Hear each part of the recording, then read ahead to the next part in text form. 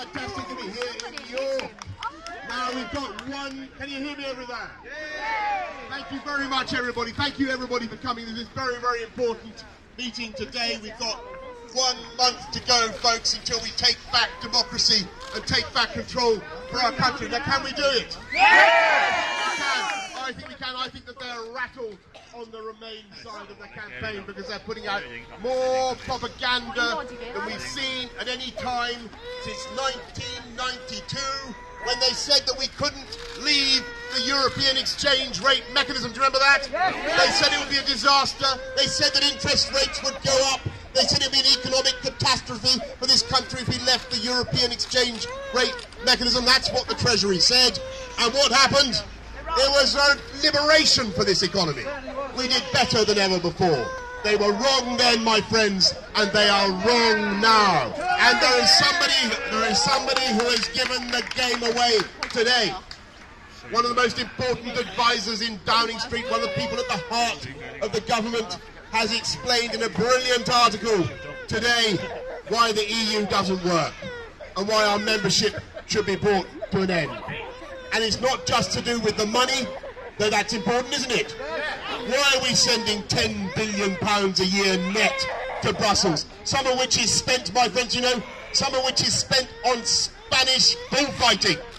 Do you think that the British taxpayer should be supporting Spanish bullfighting? No! Absolutely not. And it's not just a question of taking back control of our immigration policy, though that's important too, isn't it? Yeah. You look at some of these fat cats who go into Danzig, lobby the government, tell the government that they're going to support Remain.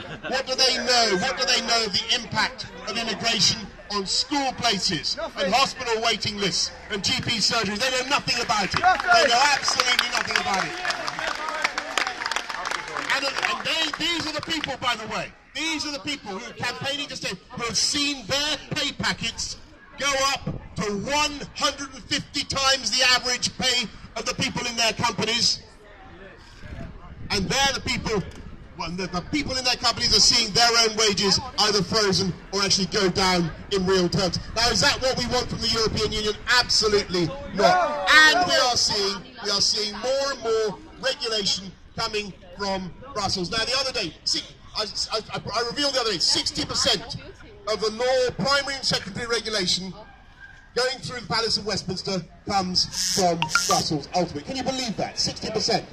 And I said the other day that there was an EU directive on bananas.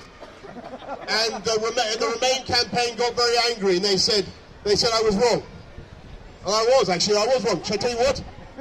There isn't one directive, there are 4 directives on bananas. 4 directives, including on the curvature of bananas.